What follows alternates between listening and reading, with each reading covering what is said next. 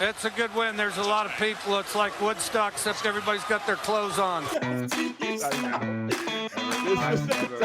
eat a damn snack. You're like my wife when you get in space. You just get lost. It's ahead! Short steps are better than long steps. That's the only time in your life you're going to hear short is better than long. It's ahead! All right, here we go. I'm excited for this. I'm juiced up for this one. This is the guy everybody has been waiting for and wanting to hear from, and obviously a very prestigious new job. And today we have on the new head coach of Dublin Coffman High School, Nick McVay. Nick, how you doing, man? Oh, I'm doing great, guys. How are you? Thanks for having me on. Hey, it's good stuff, man. Appreciate you. We've been talking about hitting you up and getting you on the show and stuff, and we were bothering Sneddy a little bit about it, and then we're like, all right, hold on. This dude got a lot of work to do. Yeah, let's I know, it's chill crazy. It's only been 2 weeks, but it's been flying by, and getting guys like Sned on board has been a huge plus, getting things squared away and everything. So it's day by day, man. Day by day. Talk about where you were before, though. Yeah, so this is the 4 quarters. We're going to ask you 4 questions. Anytime a guest comes on, we usually do a deep dive and getting to know you. So like Ryan's saying, I like to always describe it as we're football guys, the football life. Give us your football life synopsis about you. Yeah, so for me, grew up in Columbus, actually Groveport originally, moved up to Olentangy back in like elementary school. You know, I joke, back in the day, I used to take 23 to get to Ohio State game. So I've seen it all change, because you don't do that anymore, going from Olentangy down there because the amount of change and everything. So it's pretty wild, but like my dad, Pickerington guy, so I have that background. I'm from Whitehall, so just Columbus through and through. Yeah, oh yeah. Dad used to take me to play basketball growing up was actually my main sport. Okay. So obviously growing up in Tangy was still farmish, so Dad took me down to the city to play in the streets and get a little tougher that way. So that's kind of brought that up there. And then I was a big hooper. Middle school came around, got into football, became the first love then, and then rode the wave in high school and did all that. Knew I wanted to play in college, so ended up going to Ohio Wesleyan. I was going to do both football and lacrosse. Did the lacrosse thing. Didn't really like the whole vibe and everything there. So I transferred to Otterbein because I knew Tim Dow pretty well, being an Olentangy guy as well.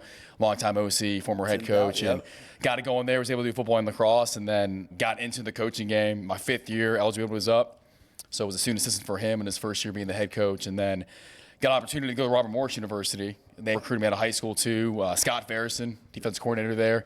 Marion Pleasant legend, won a state championship with him back in the mid-'90s and everything. Got an intern job with him, as we know. Kind of cutting your teeth. I worked like 3 jobs that summer getting there and just to make a $500 Christmas bonus. But just grinding away, man. He was a recruiting coordinator too. Big on the defensive side, helping recruit.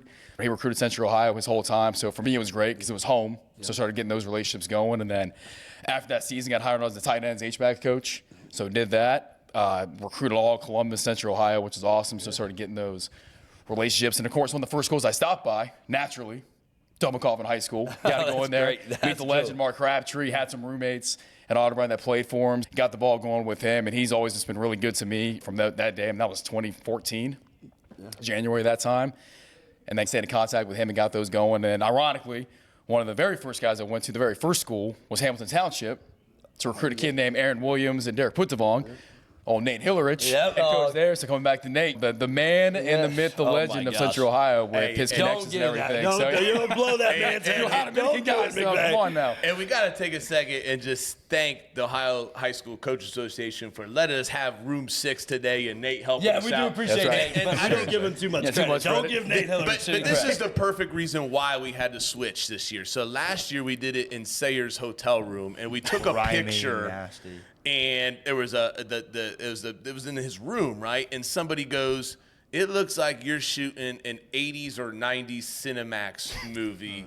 And I was like, "They're right. Never. Like we can't Smelled do like this a in the room college ever dorm again." room too. Like we had coaches come out and just the glory days. Going back to the glory days. I've got a great question here. I'm going to start us off. Quarter 1, powered by Fundraising University-Ohio. Let Brent Maxwell help you strategize and execute your next groundbreaking fundraiser. Reach out to him today at bmaxwell@fundraising.net. Coach, you just took over your program. You're only a couple weeks in. Obviously, like you have to put your own stamp on it as well. And do you have a theme? Do you have a vision? Do you have a word? Have you developed that yet? And if so, could you share what it is?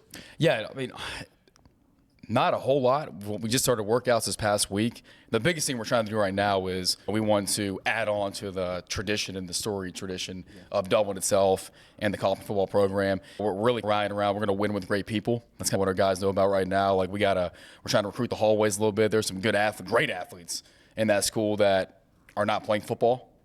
They're only playing hoops or they wrestle. They're not playing football anymore. We got a lot of lacrosse kids. I have a lacrosse background, and it's taken over, as we all know, in Central Ohio. There's a lot of those kids that can translate to be great football players. Trying to win with great people, not only in the school and the team, but also guys on staff. I'm fortunate enough to bring a few with me from Berlin who, I've worked with and I coached myself in the RMU days, coming with as well. And so we're trying to rally around those guys and really have a good core with that. Getting guys like Sned on board as defensive coordinator because, as we know, in the state of Ohio, you can't stop anyone from scoring. You're not going to win a state championship or do anything. And the OCC we're in, it's tough. You got to have, you're seeing some great offense and some high-powered guys. So if you can't slow them down or at least try to cause some turnovers, get the ball back to the offense, you're in some trouble. So that's been the main focus right now with that. But really, it's just been winning with great people, man. That's the biggest thing. We're going to build this thing around and getting the right guys in the room with these kids, people that, number one, love coaching, love being around these players. And then number two is they love ball. Because as we know, this is a grind. And if you're working with guys that don't want to be around these kids or don't truly love the game, you're not going to get the best out of these guys. So that's my job, is trying to find those right people and not rush this, but to get the right guys around our players and also get these guys that we know can help us, that we know will be great players in this program, to help take it to the next level, add on the tradition, all those type of things. That's been the theme right now as we get to the summertime and we'll come up with a motto for the year and those type of things once we get our team and the full staff established. But right now, it's just we're trying to win with great people. That's what we're trying to get to. It hasn't even been that long. You have not had the job that long. What is it now? Officially 2 weeks and 3 hours right now. So it's been nuts. It's been nuts. So you're just grinding every day. That's it. Trying to. Donnie, you got quarter two? We're going to quarter two, presented by the most premier content and apparel shop in the game, Storied Rivals. Email info@storiedrivals.com to leave your legacy and set up your next apparel order. I know you were surprised that I could read that far. It's impressive, right? I'm putting it on my lap. He can't hear that far, but he can read that far.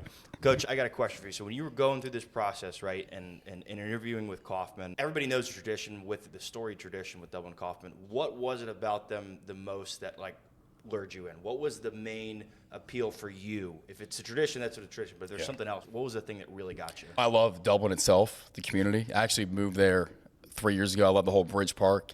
I like being outside and being able to walk and those type of things. So ironically, weird, I moved there 3 years ago in hopes, man, this job ever opens up again. Yeah. This can be the one I roll with. It's just the whole community, the support. Yeah, the tradition is big, but what type of – I like having a mix.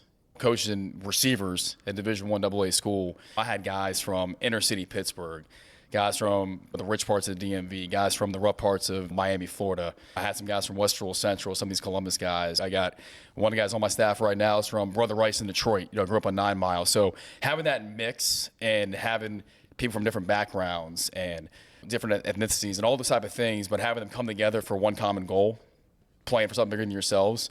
I love where I grew up. I love the Olentangy area. They've been so good to me. I love my guys in Berlin, but Coffman offers you a little different environment with certain things. You get a nice collective mix of just different types of people. So that's always been one for me where being able to have a bigger impact with multiple people, different backgrounds, those type of things. Coffman definitely provides that with the diversity.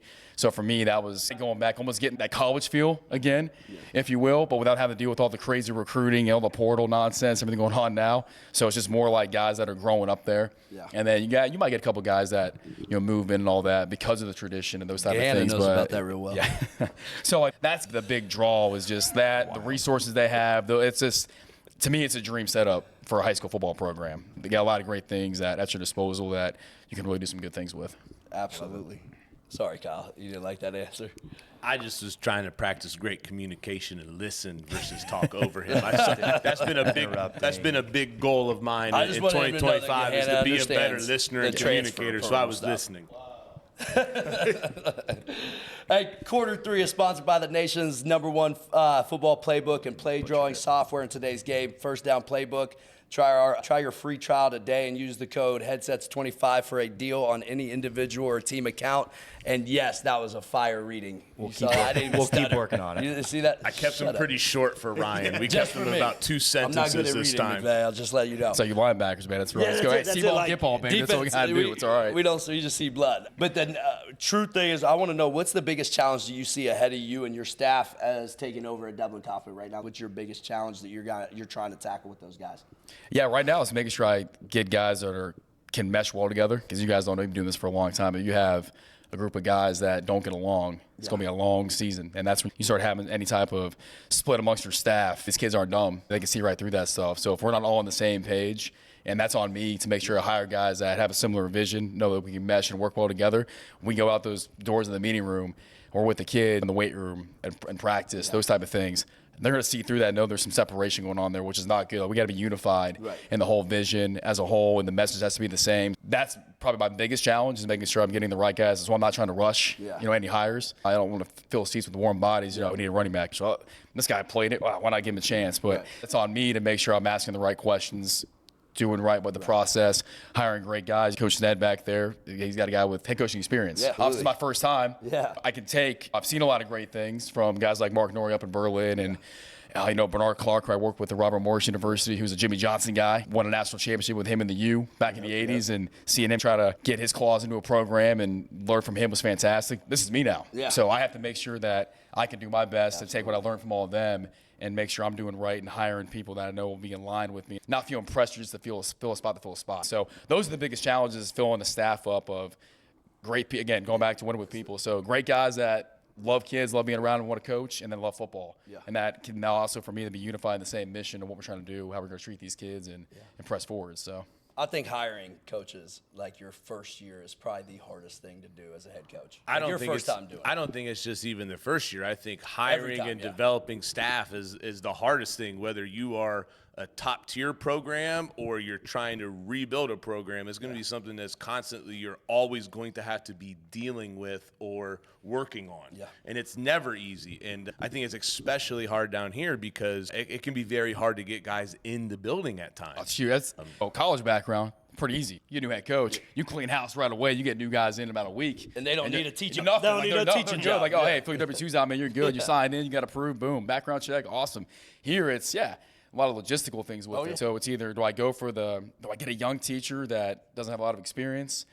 How do I convince someone that's been teaching, coaching for 20 years in this game to come with come take a pay cut based on the school you're at, or you got to play that game, or do you even have jobs to offer? That's what I was to say. That's half the battle too. Sometimes you don't have them, or do you go for the guys that love ball, but their schedule might be a little different because they work a regular 9 to 5, so do you start a little later? It's just, there's a lot of variables with it, just kind of piece it together and figure it out. So it's definitely a challenge. It's definitely a challenge, as you guys know. I said one challenge. There's probably 1,000. No, there's a lot. But I already know. All right, quarter 4 is brought to you by Max Effort Muscle. Any team, any size, any budget. Visit maxeffortmuscle.com or email Treadway at maxeffortmuscle.com to figure out their team pricing and their products that's going to help your team win in the fourth quarter. It's a $250 minimum, and that's all it takes, and the pricing's phenomenal on a lamp they have. Check them out. See how you can help fuel your team right now in this offseason. Coach, I know you're an offensive guy like myself, so you're a savant. I know you actually went to some actual clinics today and listened to people. Ryan did not go to anything while he was here, so we're not going to ask him. But I think we all come here, especially as you've coached for a while, and you're not trying to take everything, but you try to take something. What's maybe been your biggest nugget or takeaway that stood out to you so far at the clinic this weekend? Yeah, usually I try to go to a big RPO guy, right? So try to go see what new nugget I can get from them. Or actually, the last couple of years, spending more time on the defensive side, trying to figure out how they're going to stop us. Side. So try to find the new ways. They're all going to stop this RPO now or do this. When as seeing Gahanna last year in the playoffs, just go straight man, and you kind of get us out of that game. So it's a little tougher to do. But probably the biggest takeaway is, again, trying to manage your time efficiently. Now that I'm a head coach now, trying to make sure you don't burn yourself out and get too far ahead of yourself. So hearing the head coaching panels and those guys talk, and these coordinators, the guys that have been head coaches, explain the best way to manage your time efficiently and not get stuck just spending too much time in the office and you lose sight of yourself and take care of yourself so you can burn out too quick. So we all love this game, and obviously the reason we're doing this is because we love it so much. We're almost obsessive with it, but you can't lose yourself in the process too. or you'll start going crazy, and then It's your staff's easy going to to do go crazy. that now. Yeah. 7-ons, the Oh, so workouts all much. year. You're just it's Nonstop. We talk about this all the time, as just when we're off air and stuff, and we're chopping it up. It's a lot of work. It is. It You know what is. I mean? It's a Like, lot. People don't realize like how much work it takes setting up the off-season programming. Then you got to get 7-on-7s together, and now people are trying to start practicing. Yeah, today. joint I'm practices and all that stuff. like, Like man. it's it's a lot. It's a lot of work. I mean, it's good stuff, and you but have to it's stay just up with it. That's you have the big to. thing too. Is if you're not doing it, you're going to lose kids. That's right. You know what I mean? Yeah, so you 100%. have to do it no matter what. Yeah. So it's just all those things. Just the time management piece, being organized. Again, having great people around you to keep you grounded and help you out on staff too is a big piece. Because staff retention, right? Like we talk about, you're always constantly hiring people. So go back to your question. It's making sure you're hiring the right people to be with you. Hopefully they're the right fit. They stay with you so they can help keep you grounded and you're not going crazy. That's another piece. Absolutely. You got to keep hiring. You keep having staff turnover. Another common theme these guys are talking about is how can you retain your staff, where obviously at that level it's the dollar signs. Here it's keeping people happy, giving them the opportunity to grow, and you got to find out what makes them tick, what they need. Right. So you can keep things going strong. So it's, again, a lot of variables, lot a lot of of money good to throw things. at It's people not. in That's the- right. in the When your assistant coaching realm. stipend's not big. It's all about that teaching money and stuff. So I'm sure just that balance it all I'm sure out. the Dublin Boosters will find some way to make some people happy. I know. Have you been to the It's- Snedeker's house?